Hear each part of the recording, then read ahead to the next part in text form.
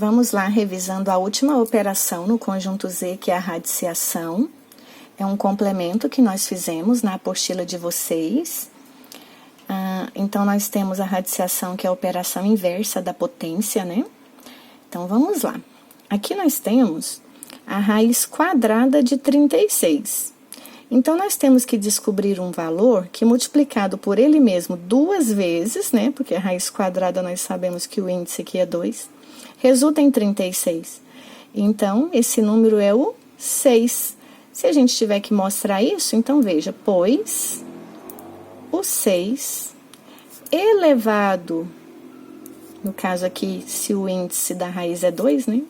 Esse índice aqui é o expoente dessa potência. Então, 6 ao quadrado é 6 vezes 6, que é o próprio 36 aqui, do radicando. Então, o resultado da raiz quadrada de 36 é 6.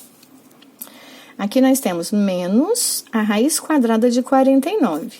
Então, esse menos acompanha e a raiz quadrada de 49 é 7. Por quê? Porque 7 vezes 7, né, multiplicado por ele 2 vezes, que é o índice 2, é 7. Aqui nós temos menos a raiz quadrada de 1. Então, esse menos acompanha e a raiz quadrada de 1 é 1, porque 1 vezes 1 resulta nesse radicando 1. Raiz quadrada de 400. Aqui o objetivo seria nós relacionarmos esse passo a passo aos números quadrados perfeitos, que nós falamos em classe. Então, a pergunta é, 400 é um quadrado perfeito? Né? Se nós multiplicarmos aqui, ó, tivermos aqui uma área quadrada, um terreno, um lote, né? Que número eu multiplico por ele mesmo, que resulta em 400? Então, se isso acontece, né? Se o 400 é um quadrado perfeito, é porque ele tem uma raiz quadrada exata. Só que tem valores que às vezes se torna mais difícil a gente saber assim de cabeça qual é o resultado. Então, nós vamos fazer aqui passo a passo a raiz quadrada de 400. Então, nós vamos fazer assim. Primeiro, nós vamos fatorar o 400. Então, fazendo a fatoração, a gente, para facilitar depois, né, colocar aqui os fatores, então, nós vamos fazer em ordem, de fatores primos, em ordem crescente, para facilitar, tá? Então, 400 por 2 dividido por 2 é 200, dividido por 2 é 100, 2, 50, dividido por 2 é 25, aí o próximo primo aqui é 3, mas 25 não é divisível por 3, depois o próximo primo é 5, ok. 25 por 5 é 5, e finalmente 5 dividido por 5 é 1. Então, veja, o que é o 400 escrito na forma fatorada? Então, nós temos aqui os fatores, né? Vamos colocar os 2 e os 5. 1, 2, 3, 4. 2 à quarta, 2 vezes o número 5.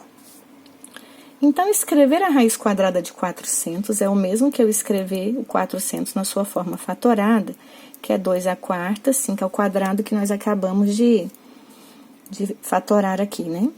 E como que eu faço agora? Agora fica bem fácil. Quando o expoente é divisível pelo índice da raiz, né, divisão exata, nós podemos extrair esse número, então, dividido aqui. Extrair é tirar, né, sai aqui para fora da raiz. Então, sai o 2 e sai o 5. 4 dividido pelo índice 2, 4 dividido por 2 é 2. E 2 dividido pelo índice 2 é 1.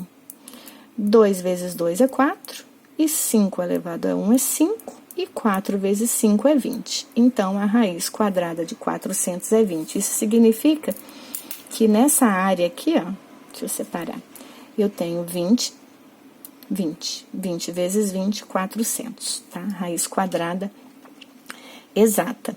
Agora, tem uma particularidade também, que eu vou colocar aqui para vocês, que é quando eu tenho um radicando negativo. Então, aqui o índice é par, raiz quadrada, né? Que número eu multiplico por ele mesmo 2 vezes, que resulta em menos 4?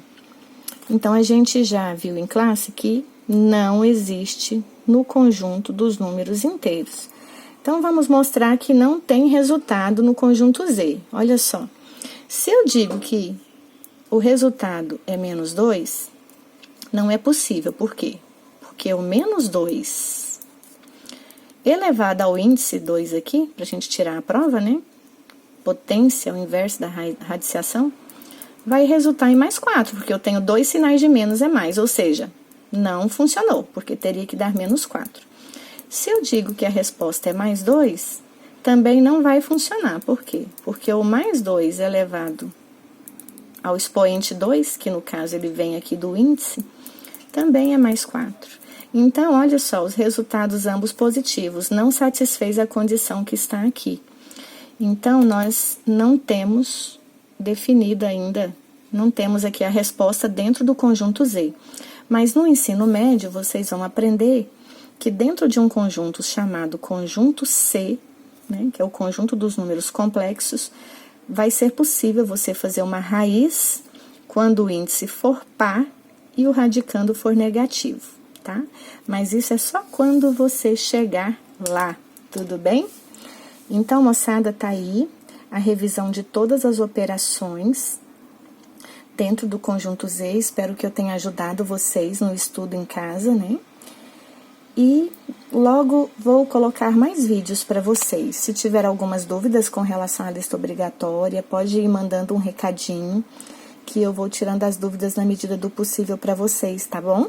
Grande abraço, ótimo estudo, tudo de bom para vocês e aproveite o tempo com a família. Grande beijo.